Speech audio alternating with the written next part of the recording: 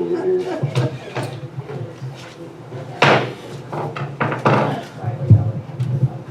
It's 9:30. This meeting is called to order. We do have a quorum. All 5 directors are present. Would everybody stand, please?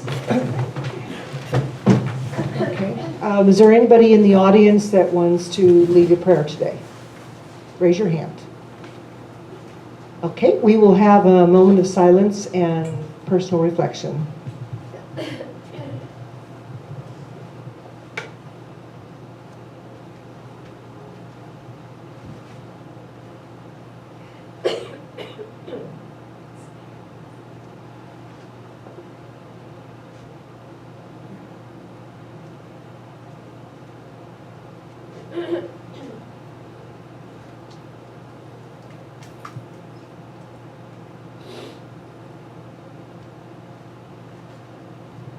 Thank you.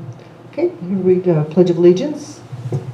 I pledge Allegiance to the flag of the United States of America and to the republic for which it stands, one nation, under God, indivisible, with liberty and justice for all. The Texas Pledge.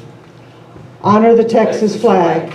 I pledge allegiance to thee, Texas, one state, God, one and indivisible. Please be seated.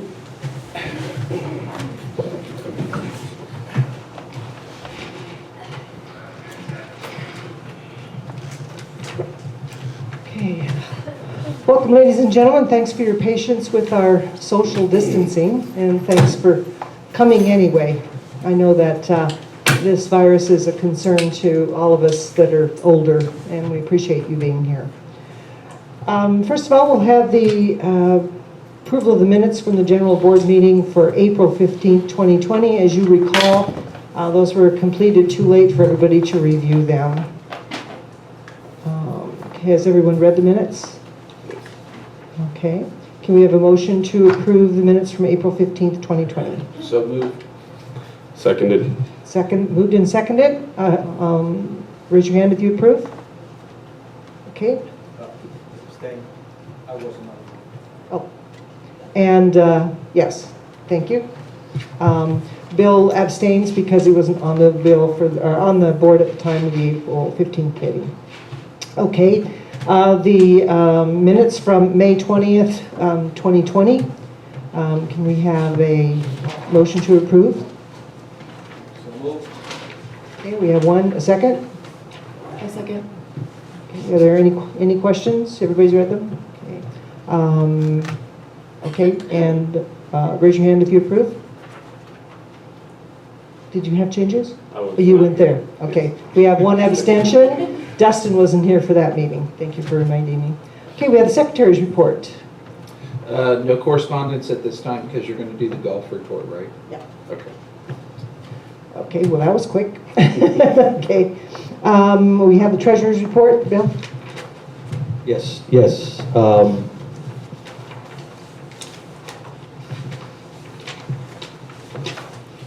I'm just going to do the bank balances first. As of June 12th, Texas Community Bank checking, $37,339.84. Credit card, $20,699.51. Money market, $8,593.46.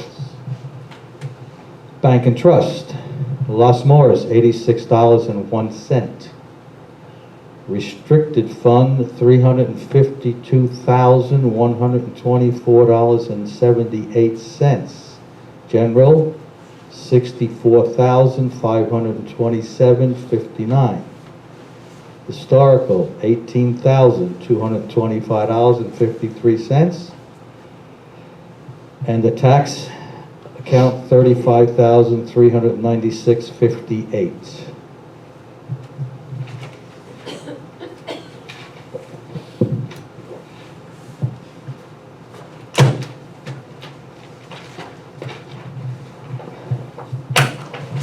Net income before estimated bad debt and depreciation. For May, net income was minus $11,103.51. Depreciation, $11,730.75. Bad debt, $22,596. Net income, $23,223.24. May profit and loss. Income, all categories, $168,592.70.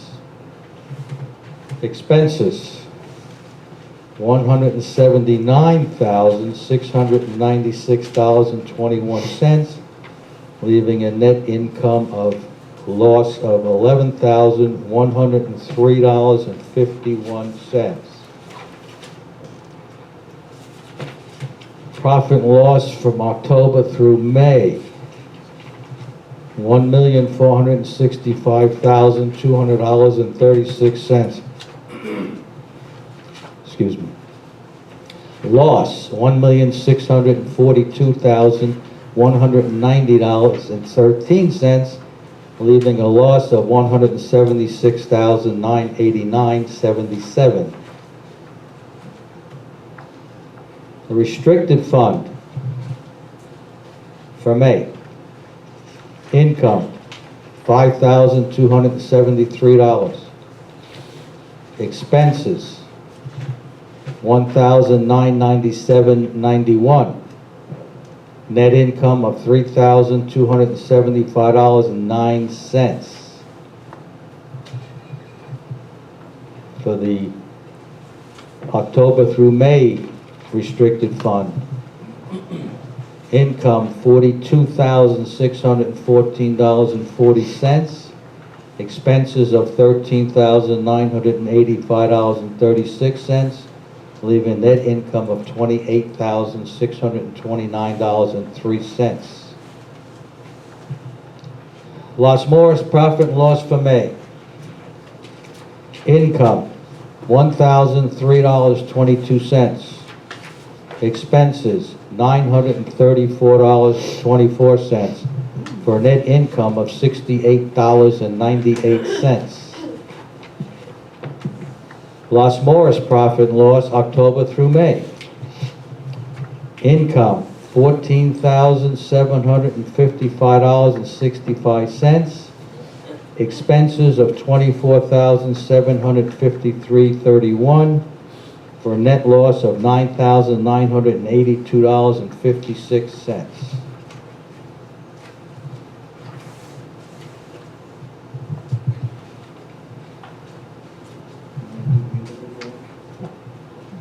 Do the motel rep. That's that's my report. Can I add something for the minutes? If we could have the accounting department please break down the restricted fund, because I know that there's allocated for a loan. It would just be easier, because it looks like we have $352,000 in there, but I'm not, accessible, and I don't think that that's accessible. I think that there's money that's supposed to go to the historical. There's reserve money for the letter of credit. So if they could just, they don't actually have to be transferred, or at least, unless the rest of the board wants that, but if they can just put it in parentheses so we can do our own math or whatever, how much we actually really do have in there. We're working on it.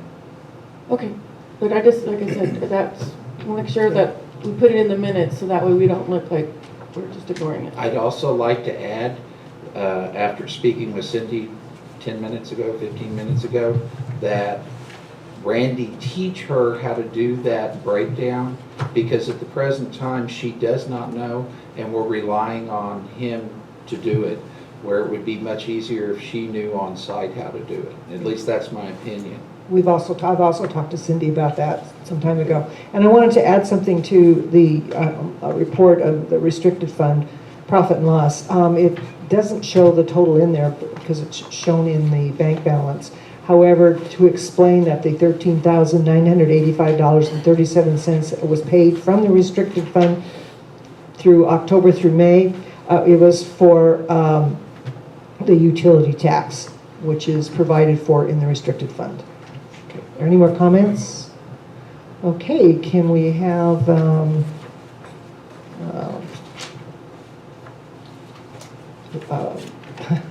never mind, the brain just went dead. Thank you. Small word, but I make a Small motion brain. to approve what I said. thank you. I'll second it. All in favor? Thank you. It's called just a, my space cadet is getting control of my brain this morning. Okay, the President's report. This is a little bit longer one than I try to make them, but because of some emergency expenditure issues that came up, I want to make sure that the members are given a clear explanation of what those were. But first of all, I'm sure you've heard that Kinney County reported its first COVID-19 case. There have been numerous rumors around the property about who the individual is. We only know that there was a case in the county. We hope that he or she recovers fully, and it's up to that person if that person wants to be the one to say, I'm the one. So we continue to encourage social distancing among our members. We also encourage wearing masks when indoors or when distancing is not possible. Please be considerate of your fellow members and our employees at all times. During the agenda, we will be discussing rescheduling the postponed annual meeting. We'll be looking at indoor and outdoor options and plan to follow CDC guidelines of social distancing and recommending masks. We're required by HOA property code, our governing documents, and nonprofit corporate code to have an annual meeting. We have a new Bugle newsletter. We apologize for some inaccurate information in the first edition. There was a miscommunication between the July 4th committee, the staff, and the directors. The pool will be open normal hours at normal fees for July 4th, assuming we have water, because the pool is not going to be clean tomorrow because the spring is not putting out enough water to drain and refill the pool. So, and there's nothing we can do about that at the moment. We're monitoring it closely. The Bugle is being done by our own staff on stock printer paper and without paying an outside printer. We welcome everyone's suggestion for articles of interest to our membership. Please send your suggestions to fcsa@fortclark.com. Motel business is slowly increasing. We're hopeful that our revenues will increase with more people visiting. We are actively looking for a new executive officer / general manager. Human Resources is working with a national employment search company and local organizations to find good candidates for the job. She is also reviewing applications that we received before we hired Mr. Sidden. Excuse me. As always, members are welcome to apply. Unfortunately, U.S. immigration took longer than we anticipated because of steps taken by the administration to limit work visas during COVID-19. Mr. Sidden simply couldn't wait any longer. We did everything we could as a prospective employer to assist him and his attorney. We wish him a safe trip back to Canada and success in his new job. We were required to take email votes because of issues that couldn't wait the full month till the next board meeting. One of them was computers. The administrative front desk computer failed. They've been borrowing each other's computer to get their work done. In addition, 4 other computers are obsolete with either Windows 7 that is no longer supported, have insufficient memory, or are failing. We obtained a proposal from NetPro One, who's our IT company that we work with, for 5 computers and monitors. The general manager desk that has obsolete Windows 7 and is dual core is obsolete. And I work the agenda on that computer, and I can verify that. Human Resources has an all-in-one personal computer, not commercial grade. The processor is inadequate to run just normal HR programs, but it is adequate for use at the RV park, so we will still be able to use it. Accounting, one computer is Windows 7 and is obsolete and vulnerable to hacking. The other one is inadequate to run QuickBooks the way we need to, and that's our basic system for accounting. That one may be able to go to Security Gate because theirs failed yesterday. These computers are old. They've been considered, they should have been replaced years ago. Money's an issue, but it got to be an emergency. The proposal was for 5 Dell Optiplex RAM 512 gigabyte SSD hard drives, Pro 15s, Windows 10, and 5 24-inch monitors. The cost was $599 per computer. These normally sell for $1,200 to $1,500 each. We're able to get this price because NetPro One bundled our order with another order for the county. So basically, we received a bulk discount rate on the computers. That saved us a huge amount of money. The total approved cost was only $4,319.18 for the computers and the monitors, including tax. Well, there will be some shipping, and that's not known right now what that will be, and some minimal labor to install those. The computers are on order. Part of the order has been received. Golf course irrigation pump on Friday, May 22nd, Field Operations Manager Philip Garcia informed us that the pump that moves water from the mud recycle pond to the irrigation system caught fire and burned. Without the pump, the golf course cannot be watered, and in this heat, the greens would die in days, as would fairways and tee boxes. Randy at Munn reminded us that the FCSA's written agreement with MUD states that the FCSA is responsible for maintenance and upkeep for the irrigation system, including the pump. Randy agreed to discuss with the MUD board to see what or if they were willing to do anything toward the cost, but we've not had a response from MUD. We believe it would be in MUD's best interest because MUD would have to find another way to dispose of the excess water. The rebuilt pump was approved at $3,975 plus $250 installation for $4,225. A new motor was $6,698. It has been installed and is working. Philip also said that it's possible the pump was actually hit by lightning, but maintenance is going to build a shed over the pump station to protect it next time. We also had a portable air compressor, and on June 8th, Philip emailed us with a request for the purchase of a portable air compressor for use at the landfill. His only dump truck was broken down and he had no way to repair it. The air compressor is needed to supply the air brakes when the engine won't start. It's also needed to serve as flat tires on the trucks to avoid taking those big tires off, hauling them back to maintenance, and then back out to where the trucks are, which is just a waste of manpower. Portable air compressors are essential equipment in shops, especially in shops like ours, with our many units of rolling stock. The least expensive compressor was Tractor Supply for $949.99. The purchase was approved so Philip could get the dump truck working at the landfill. That landfill has to follow all the regulations that TCEQ sets out for us, so we are not fined. The July 4th celebration, we wanted to make sure that they could get everything done for it. We were not a member of the celebration committee.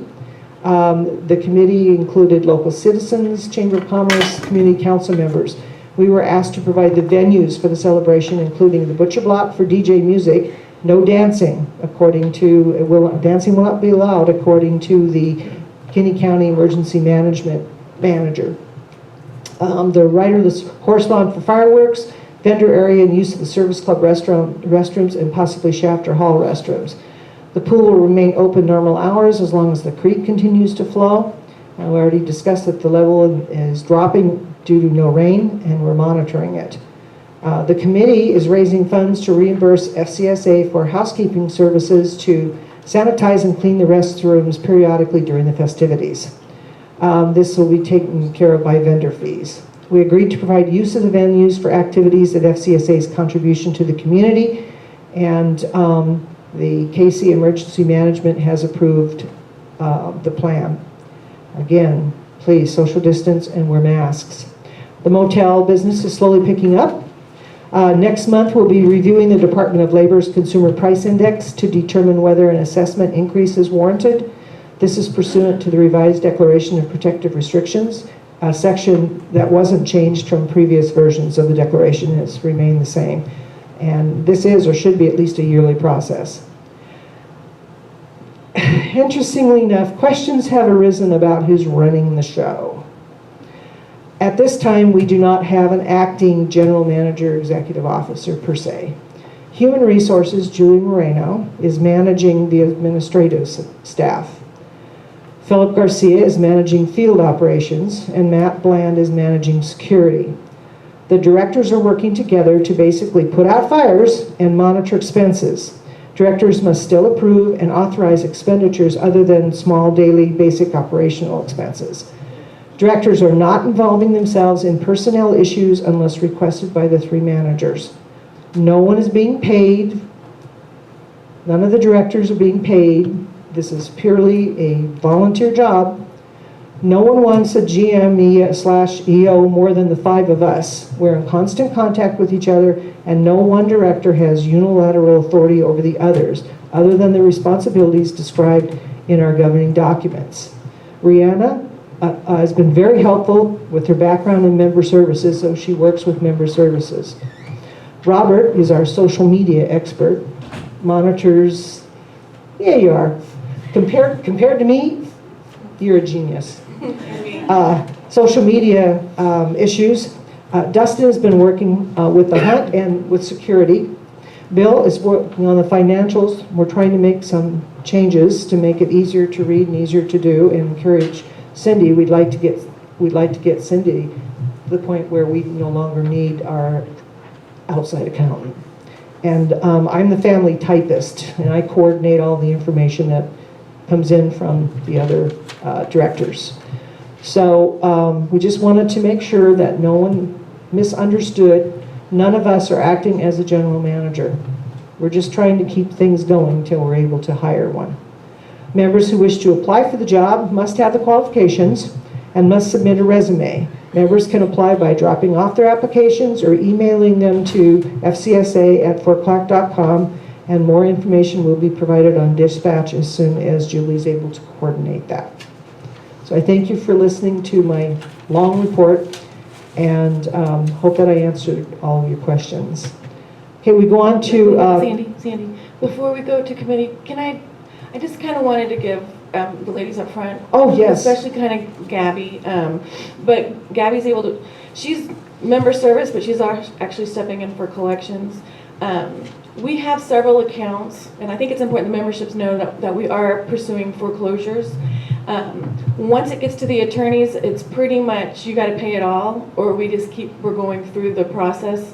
Last month we received $9,400 on one property, so that got taken away from the attorneys on that, and the fort got paid.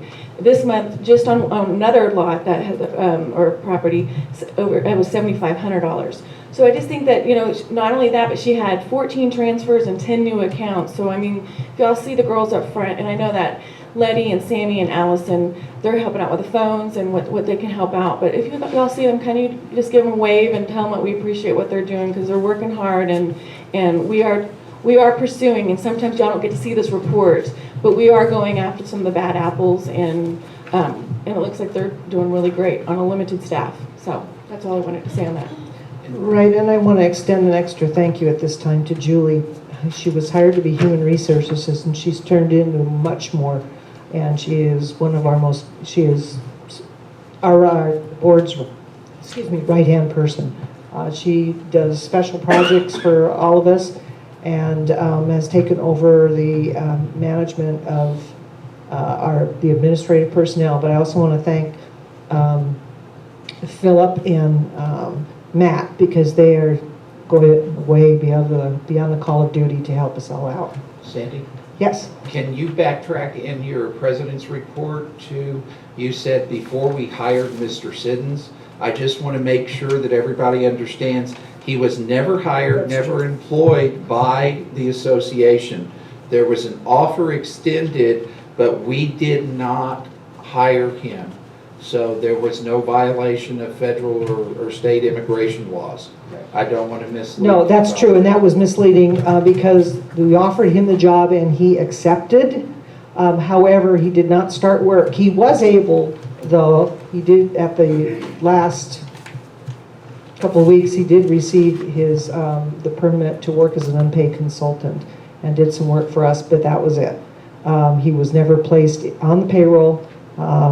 He volunteered a lot of stuff on his own time, and we really wish he could have stayed. Any other comments? Okay. And Dustin was our watchman over here to make sure we didn't violate any immigration laws. So, okay, we I've got a will, question. What's the salary for the general manager? you know, we haven't posted that yet. As soon as we post it, we'll let everybody know. We're still working on that. It hasn't been approved by the board yet. What was he offered? And that's a personnel issue. And the next person in line may get more or less depending on their experience. Okay, let's go to committee reports. Anybody here from the airport? No airport. Okay. Here he comes. Oh, Oh, He's number 2. okay. Architect. Gee, anybody out there from the architectural committee? Let me add that the Architectural Committee is excited to get a new general manager for EO also. We've been meeting regular every week now. You need to turn a permit for any work you're doing outside. You need a repair application for any work that we don't actually have to permit. And the permit needs to be turned in by Wednesday to be heard on Tuesday. We need some time to be able to go check it. We need some time to maybe do some research. And when they come in at the last second, sometimes it's hard to get that done.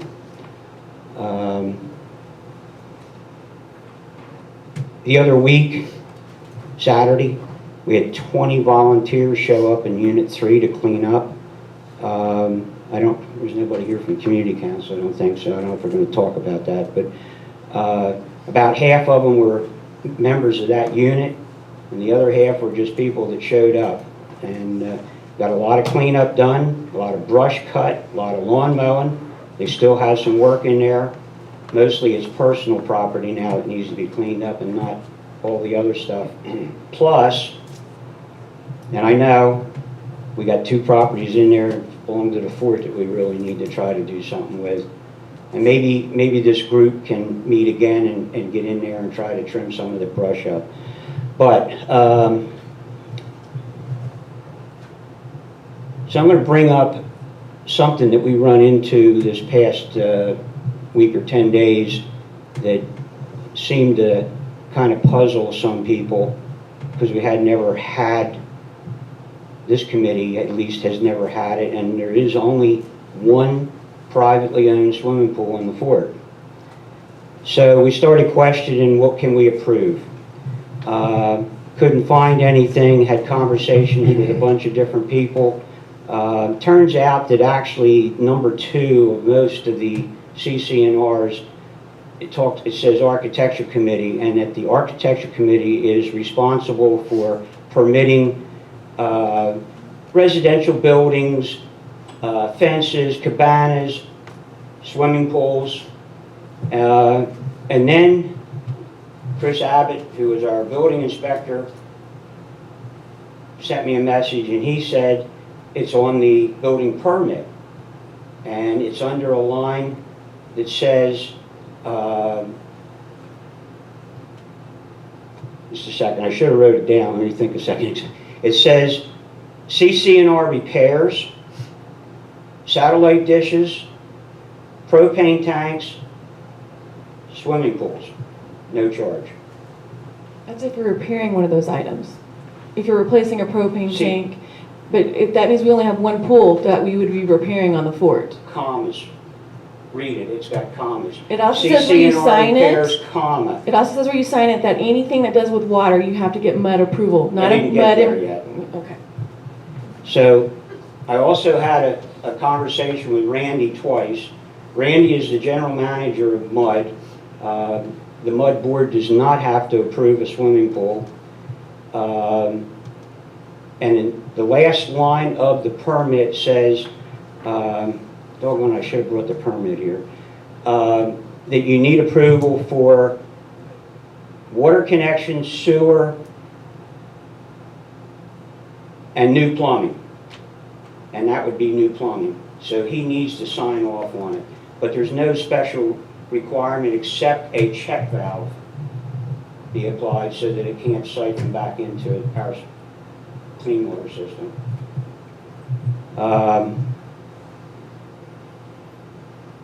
And that's about it. Thank you. Thank you, Rick. I think Rick. Joe. Did Joe you get an Adams. application for a pool? Is that how this came up? No, I got an email from a lady in Del Rio who was looking at 3 properties in Unit 31. And I was kind of puzzled because I thought, I read someplace about swimming pools, but it's like, and I started reading and I went through a lot of the CCNRs and I just couldn't find anything. Well, I didn't read far enough up because that one paragraph describes architecture committee and what their responsibilities are. And another thing that we had a discussion in our meeting here recently is that, the architecture committee is responsible for high standards of development. And we've been questioning definitions. We were talking about pets. It says household pets. So we're working on trying to get a good definition of household pets because when the board gets around to rewriting the rules and regulations, some of this stuff probably should go there. And then when we rewrite the CCNRs, we'll make sure that that stuff matches in the CCNRs. Number of pets is an issue. But what is a household pet? A dog, a cat. Yeah, well, I would agree with you there. Chickens? No, goat? you don't, how many houses have you seen a chicken living in? But no. that's the question that has come up. I have a Not friend pig. with a pot-bellied No, pig. There it's you not go. considered a household pet. So, but we need to define some of these things so that when the issue comes up, and cats on the fort are a huge problem. Yes. Huge problem. And that's something else that needs to be addressed. And that's another reason why we need to have a general manager or an EO so that our committee can go to him and say, look, we need to solve this problem. And, I was really disappointed to see Rick go. And I agree. I agree. And because I thought he had a lot of good ideas, and that's not what I'm standing here to tell you. So. Thanks, Joe. Can we put something in the minutes? I think since this was brought to our attention about the pool, we really do need to think for the best interest of the association. Our mud district is based off of the spring. So what we get ready to, once we start approving these, it's going to be hard to say, yes, you can have it, no, you can't. But we do need to look at our future resource, and that is that spring. So this may be something we as a board might need to put a record, that way there isn't any gray area in it. We might need to discuss because That could be added maybe to the rules and regulations. However, another thing you could do, and I'm not exactly familiar with where water comes from, but back home in Pennsylvania, when people put pools in or they do a major fill, call the fire department and have them come out and fill it. So that way it wouldn't, so I don't know where the fire department gets their water. Does that come from the spring? Yes. Okay, Comes so from the that fire hydrant. doesn't solve that and problem. I do know, like where the pool, that one pool is, that was put in there, it's on a specialty lot. So that's on a survey. It's not actually in a platted subdivision. So there's not utility easements per se, and there's not water and sewer pipelines. And that's why mud is supposed to, it gets complicated, but where that one pool is, it's a specialty lot. So it's surveyed out. Don't- It's not the doesn't- same. Like don't in Unit ins- 27, it's. But it different. says the same thing on that specialty lot, that the architecture committee controls all those, we can open one of the books there and read, there's a whole line of things. And, even though the CCNRs has some specific things, the architecture committee still has some leeway in approving things that control our construction and what things look like. And I didn't really want to bring this up today, but another good example is our historical district. And we recently had a permit put in, or a repair application put in for replacement windows. And I went out and I looked, and it looked like they had just stuccoed the wall. Well, our historical buildings, and it does say in the CCNRs, and I think every unit, that you're not supposed to stucco, plaster, everything has to be natural stone. And then I started riding around and looking a little closer, and then recently we had 2 properties over here on the left side of Fort Clark that they had somebody in, and here we go into another definition. Pointing. What's pointing? And pointing would be to groove out between the stones and put the plaster in, or the cement. Well, what somebody has been doing, going around, and whether they're trying to get people just to fix up their pointing, but they're taking concrete and smearing it on the joint. And that's not good. It looks terrible. And that was partly what I run into with this other, but apparently it's been there for a long time. So, and they had already taken a lot of stucco off the front of the property, and it looks good. But we don't want to have this smearing stuff. It looks terrible. It doesn't stay. And if you've got a good place that I could take you and show you where it's really coming off, it only lasts a few years and then it comes out. And but I want to talk to preservation and see what they have to say. Another thing that's in the CCNRs about our historical district is that anything that you're doing to a building that has a plaque is supposed to be approved by the Texas Historical Commission. Right. And It's true. I would bet that's not being done. Yeah. And there's also limits on what you can do. Like you can't, if it's actually designated historical, you can't take out a window and plaster over the whole, Right. you know. Well, And you know, preservation does work with both the County Historical Society and the state. so probably need to contact them and see what they have to say, just so I have a better understanding. But, you know, you said about plastering over a window. So another problem that we've had is people, especially with the trailers, mobile homes, are taking windows out and putting sheets of plywood on. We just recently had a property out on Fairway that the whole house wound up getting boarded up. And immediately we tried to, you know, why did you do this? Well, it turned out the people didn't actually know who did it. And but they've since have taken them off and cleaned up, and the place is looking 100% better. But these trailers, the windows get broken, and the first thing you know, they put a sheet of plywood over it, and that looks terrible. It looks abandoned or whatever.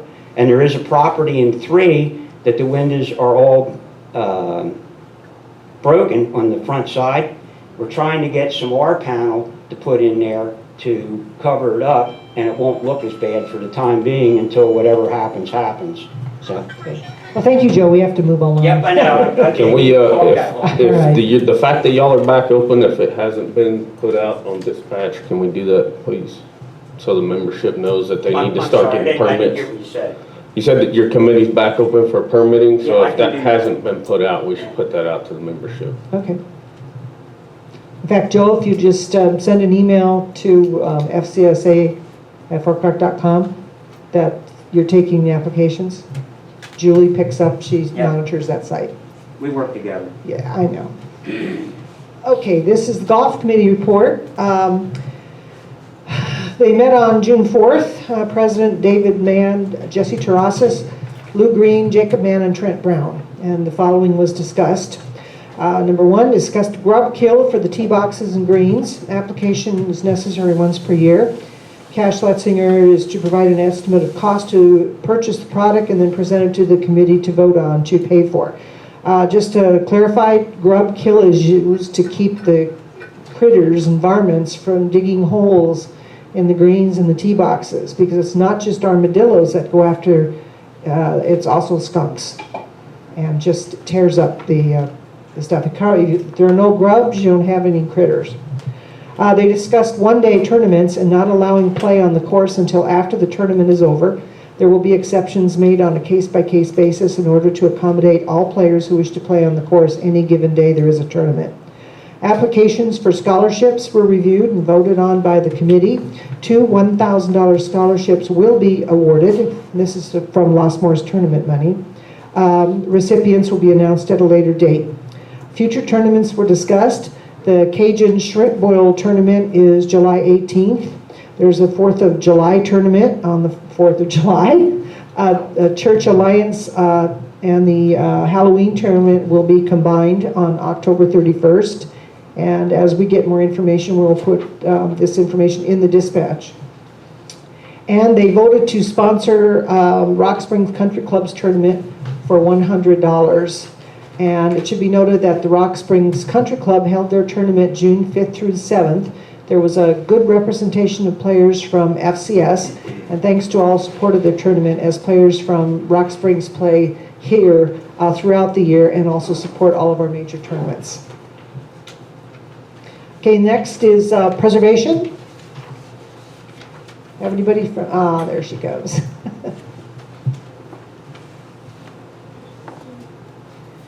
Good morning, everybody. I'm filling in for Linda. This morning she has a previous commitment. So, short and sweet. Preservation met on the 10th of June. We are still waiting for the Guerrero brothers to get approval for their employees to come back across the border so we can start on the commissary. In the meantime, we're developing new plans for additional big projects, if necessary, that Joey Guerrero and what crew he does have could start on these other projects, possibly. Excuse me. And work is going on in preparations of the tax returns for the state of Texas. Linda's continually working on that. Oh. And that's it. Thank you. Recycling. So, basically, I have no report. And the only idea I want to make sure people understand is please don't throw bags of stuff over the fence, because that means somebody's got to go and pick it up and empty it and so on. That's why we're open Thursday 4 to 6, Saturday 8:30 to 12.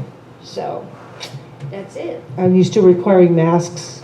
Yeah, it would be great, especially the folks who bring stuff in.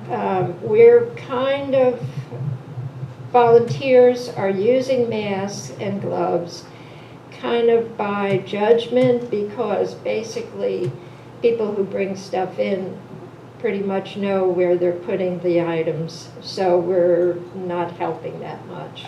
So it's a judgment call. Okay. Yeah. Thank you, Helena. Okay, let's see. We have a new committee. This is one that we approved. It's, I believe they're calling it Lost Morris Restoration Project. Oh, that's you too? Okay. Yeah, All I'm right, just well, standing please. here happily. I wanted to give a little rundown, I guess. We met once in May, and the committee is headed up by a guy by the name of Chris Hale, who is an attorney, works in Austin, but has been on this board and continues to have property here in the historic district. The goal really is to try to act on the infrastructure of the swimming pool and try to repair that. We were told quite clearly by the board that the board is not going to pay for this, and we understand. So we're going to go after grant money from various foundations, and we hope to be able to do that successfully. Chris is a guy who has a lot of contacts, having been in Austin for many years. So our goal is, besides the infrastructure repair of our swimming pool, is to try to make the project a little larger. And but that's the initial project goal. And so we're going to emphasize historical, educational, marketing for the Los Morris Springs. And hopefully this will encourage support by foundations. And of course we hope to improve and have benefits for our Fort Clark members. To do this, we're going to seek guidance from Texas Parks and Wildlife Department, the Nueces River Authority, Texas Historical Commission, Southwest Research Institute, and engineers who worked on the Balmoral Pool. So we hope funding comes after a few grant writing episodes that I'm sure we're going to be spending a lot of time with.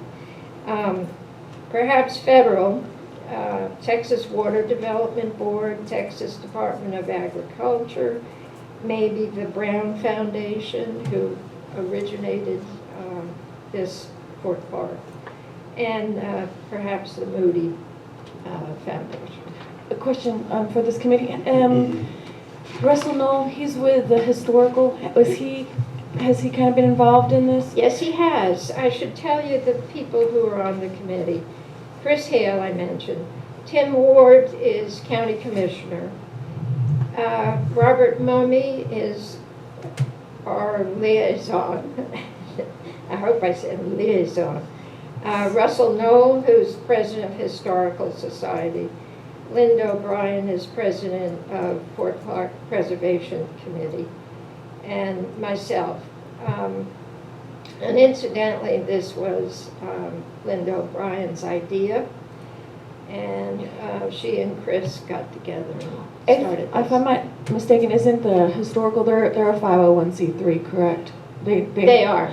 Well, the reason I'm saying that is whenever we were pulling up Dickman Hall, if members we did a lot of donation and we went through there so that we could be a tax write-off. So that might be where if someone's very passionate or members are about, want to save the pool, Right. they might be able to go that way, get a tax write-off, and we might be able to bring in more funds. Yeah, that would be so wonderful to have members voluntarily offer some money, yeah. We're not there yet. This is really still exploratory, so. Also, we're going to ask a member of the Mud Board because mud water is always involved with the springs. So they're going to meet today, and I guess that's why you haven't gotten a response. They're going to meet today, and hopefully we'll know imminently who will also join our committee. So, anything else? No, Appreciate you. actually, the report that they gave us was very clear. Yeah. Well, there's a lot of actions that need to be done, so. Yeah, this isn't something that's going to happen in a month or 2 months. No. This is a long-term Right. project. Yeah, and that's true because we want to make it a large project. So, thank you. Can I ask a question regarding committee report? Which I have no committee? problem with it. Well, No, we didn't have anybody here from the airport. nobody. No, but I just have a question to the board regarding the airport committee. Good morning, everybody. Morning. Let everybody know who you are. Guillermo Guzman, member in good standing. My question is to the board. Is the airport common property? Yes. Okay. If I want to take a stroll down memory lane over there, can I go in there? That's a safety issue with planes landing and taking off. You can, So no one can go wandering around there? Well, it's kind of like at Nobody. the horse stables. You can't just go in there, but that's common area too. Okay. But I mean, if you want something to set something up, I'm sure with airport committee and the fort, we could probably make something happen, but not just randomly, just bebop out there. So then what I'm trying to get cleared is the process is contact the airport committee Yes. and security, yes. and security. If I want to go check, just go look at the hangar. Right. That we're all supporting, correct? Because the Right. airport belongs to all the members. But people have their personal, if something goes missing, that liability could actually come back on you. I just think that there just needs to be notification and, Yeah. but maybe not just the airport committee, but, if you want to plan an event, I would maybe start with the administration, and then administration can make that to the airport committee. Just kind of follow, but don't, yeah. So then also potentially we could have events at the airport? I don't see a reason why not, as long as they're approved, yes. Right. It just, And another thing no. about the hangar in particular is the FAA could potentially become involved if for some reason there was damage to an airplane in there, you know, it's. Well, that's private, the planes are private property. I'm Well, not they sure are private the property, FAA but the no controls FAA, the yes. airways. But I Right. just wanted to get clearance about who can go and who can't, who has permit, I mean, we have to go through get three permission slips to go in. Yeah. I just want to get that cleared up. And since you all override the airport committee, you all decide whether these things can happen, yes or no. Well, that's true. I mean, you could come to the fort directly and we could get with security and then we could get with the airport committee and make sure that they don't have, you know, Planes coming tour in. flights Yeah. or something going on. Okay. Sure. Just We can want make to it get happen. I just want to get Absolutely. clarification, who can go, who can't go, but it is a members airport. Yes, it is. It If I is. had a plane, I could put it out there. Yes, you. Yes, Okay. you would, they pay a fee? Feel like they're the stables and everywhere else. Yes. Okay, I wasn't sure, I just want to get clarification. And the same reason why we restrict access to the stables, because people's horses are there. Yes, I And understand. because it's a safety issue, we get around horses, and it's the same thing, it's an airport. There are safety issues if a plane decides to come in and somebody wants to wander around out there, so. But yes, it is common property, and we can make arrangements if you want to go see it. So, and we know that the people who have planes out there pay a fee, like at the stables, but the fort is subsidizing the overall area, correct? Yeah, we do some of the mowing, they do some of the mowing. Actually, the people at the airport have sunk thousands of dollars of their own money over there. And, yeah, I mean, they do mowing, they do cleanup, they've done painting, they replaced windows. They've, for instance, after the 2016 hailstorm, one side was blown out and the insurance company took care of that side, but they went through in their own money and replaced other windows and fixed the doors.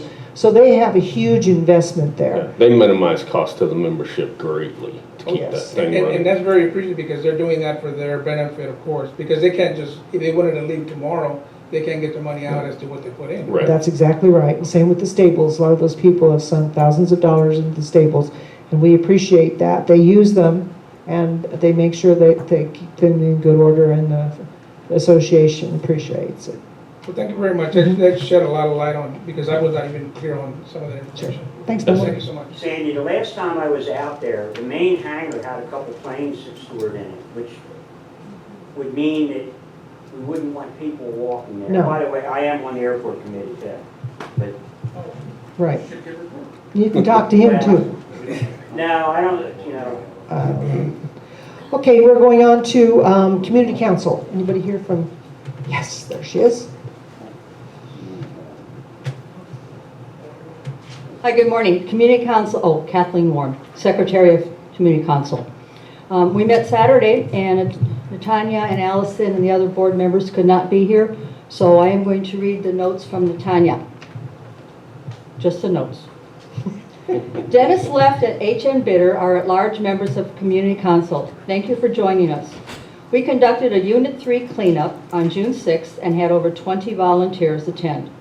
We are going to continue work with Unit 3 with their help by drafting a form for requests for help from homeowners. This form will be available on our Facebook page in person, as we know some people will not have computer usage. And we'll see about sending the form out in dispatch. The service is not limited to Unit 3 individuals. The intent is to gather volunteers and resources to help individuals that due to physical or income limitations need help.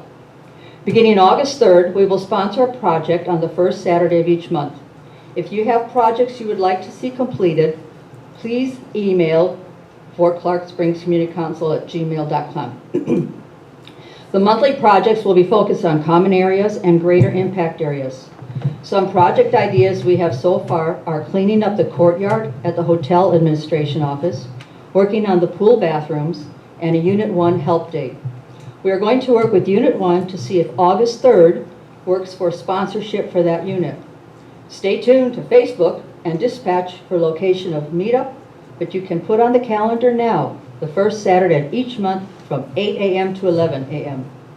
Community Council has helped sponsoring the 4th of July festivals on the fort, which will include a DJ, a parade, and fireworks. Kale corn, funnel cakes, and other foods will be available for purchase. It is a BYOB. We are looking for volunteers to help with setup and cleanup. For any additional details, you can reach out to the Kinney County Chamber of Commerce, as this is their event. Mr. H.N. Bitter has graciously agreed to be the Ghostly Tours Committee Chair. We are looking for volunteers for the committee for decorating, tour guides, drivers, check-in folks, and volunteer assistants. If interested in volunteering for this event, please reach out to Mr. Bitter. Send an email to fcscommunitycouncil@gmail.com or send a message through Facebook. If all else fails, the office knows how to get a hold of us. We're looking for a volunteer or two to head up the monthly cleanup projects. If interested, please contact Community Council. The monthly movie will return on July 11th. It is an outdoor movie, so we'll play around sunset. Stay tuned to the dispatch and Facebook for movie selection and time. We're also looking for an individual or two to head up the monthly movie committee, and we already have at least 2 volunteers willing to serve on this committee. Allison Watkinson will continue movies through the September movie and is happy to train people on what needs to be done. If interested, please contact Community Council. It's rather lengthy also, I'm sorry. Fort Clark Days committee meeting is on Thursday at 6 p.m. at the Adult Center. We are always looking for volunteers of all ages and with all gifts. Committee chairs are in place for 2021, so we need folks to join committees for things they are passionate about. It took over 80 volunteers this year to have a successful Fort Clark Days. For more information, you can go to fortclarkdays.com or join us at our committee meeting. Community concerns. Lighting. The empty saddle lighting is very dim. There is no lighting on the marquee at the front of the fort. Also, the American flags are not lit at night. Butterfly Garden. Concerns were brought up about the appearance of the Butterfly Hotel near the entry to the fort. Members were advised that this is an architectural committee issue and to follow up with the architectural committee. Concerns were then brought up about the architectural committee not treating all individuals on the fort the same and picking and choosing who was sent letters and then fined. One suggestion for the Butterfly Hotel was to contact the garden club and discuss. General manager. Concerns have been expressed about properly vetting a general manager candidate, including complete background checks, including a financial check. Please contact the board of directors and express your concern if this is in support of this. Pool. Concerns that people are illegally entering the pool area from Rendezvous Park, making it difficult to determine actual numbers and people entering the pool without paying. On at least one occasion, there were no attendants to take money and give up wristbands. Additionally, individuals have been smoking at the pool. The pool at times has too many people to practice social distancing and also increasing concerns of exposure to COVID-19 because of not knowing where these people are coming from. Members are choosing to go home because of crowding that appears to be coming from the community and surrounding areas. Members, of course, pay a monthly fee for this amenity. Some solutions to consider. Limit pool access to Kinney County residents and their guests only. Limit tool access to a pool by setting a limit of non-member access to the pool. Consider reducing community limited based on membership attendance. Publish these rules somewhere for the community to be aware. Set public pool hours allowing for membership entry only during certain times or on certain days. It was also suggested that the 4th of July pool access be limited to members, member guests, and Kinney County residents. And I apologize for the lengthy one, but just for FYI, that was our last meeting until September, so it was rather long also. Okay, thank you. Thanks to recent technological advance.